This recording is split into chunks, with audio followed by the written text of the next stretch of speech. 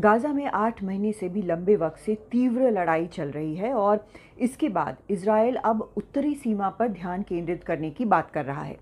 उत्तर में लेबनान के अंदर से हिजबुल्लाह लगातार निशाना इजरायल को बना रहा है। असल में 7 अक्टूबर को जब हमास ने हमला किया था इजरायल के ऊपर, उसके बाद जवाबी कार्रवाई जैसे ही इजरायल ने शुरू की हमास के खिलाफ, साथ के साथ उत्तरी सीमा से भी हिजबुल्लाह ने हमले शुरू कर दिए। कभी रॉकेट, कभी ड्रोन, इस तरह के हमले लगातार वहाँ से हो रहे हैं।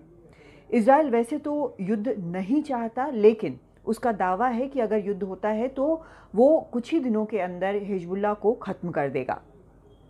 उसने ये भी कहा है कि लेबनान को वो बर्बाद कर सकता है। वॉर कैबिनेट का हिस्सा रहे बेनी गैंट्स ने हाल में कहा कि चाहे इजरायल अगर तो चंद दिनों के अंदर लेबनान को अंधेरे में डुबो सकता है और हिजबुल्लाह को पूरी तरह से मिटा सकता है। लेकिन क्या ये सच में संभव है? क्या ऐसा हो सकता है कि कुछ ही दिनों में इजरायल जो है वो हिजबुल्लाह को ख़त्म कर सके? पहली बार 2006 में जब इजरायल हिजबुल्लाह की लड़ाई हुई थी, जिसको 34 डेज़ वॉर कहा जाता है, तब से अब के हालात अलग माने जा रहे हैं।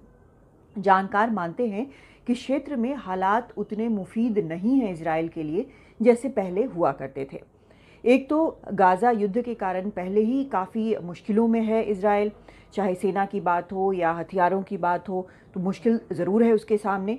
दूसरा, खुद इजराइल में कई रिपोर्ट्स के मुताबिक, कई खुफिया रिपोर्ट्स और कई जो पब्लिक रिपोर्ट्स, उनके मुताबिक भी करीब 1.5 लाख जो मिसाइल, रॉकेट, ये सब हिजबुल्लाह के पास है। उनमें से अब तक उसने जो दागे हैं इजराइल के ऊपर, महज 4 से 5 हज़ार माने जा रहे हैं। मतलब पूरा का पूरा बड़ा ज़खीरा अब भी हिजबुल्लाह के पास है।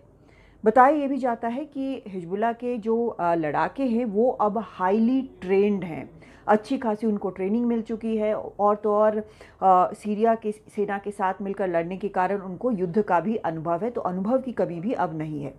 खतरा ये भी है कि अगर इजरायल इनको निपटाने के लिए एक ऑल आउट वॉर करता है, लेबनान पर हमला करता है, तो ईरान जो कि बैक करता है हिजबुल्लाह को, वो खुलकर सामने आ सकता है और एक बहुत बड़ी लड़ाई जो है इस क्षेत्र में शुरू हो सकती है। ऑल आउट वॉर के हालात में ये भी हो सकता है कि पूरे क्षेत्र में अलग अलग जगहों पर, जहाँ पर मिडिल ईस्ट में अमेरिकी सेना की टुकड़ियाँ जो हैं वो तैनात हैं या उनका कोई ठिकाना है, बेस है, वो भी हमलों की जद में आ सकती हैं। अभी तक तो जो बाकी जो इस तरह के मिलिशिया हैं वो इसको अवॉइड करते रहें, लेकिन अगर ऐसा युद्ध हो जाता है तो हो सकता है कि वो भी इनके जद में आ जाए।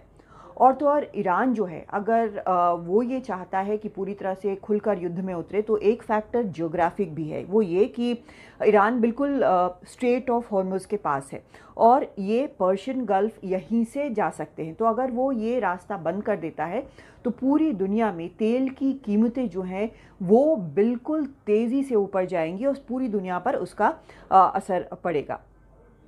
America, Canada, Germany, Sweden, Kuwait, Netherlands और कई और देशों ने अपने नागरिकों को खतरा देखते हुए कहा है कि जल्द से जल्द लेबनान छोड़ दें या फिर वहाँ पर ट्रैवल ना करें। और ये एक बहुत बड़ा खतरा अभी तक के वक्त में 2006 के बाद ये सबसे ज़्यादा एक सेंसिटिव मौका लग रहा है, जबकि इस तरह का एक युद्ध जो है वो हो सकता है इस बार। लेकिन अगर इजराइल और हिजबुल्लाह के बीच युद्ध होता है तो इजराइल के लिए भी शायद उतना ही घातक होगा जितना हिजबुल्लाह के लिए हो सकता है। दिल्ली से कादम्बिनी शर्मा, NDTV इंडिया।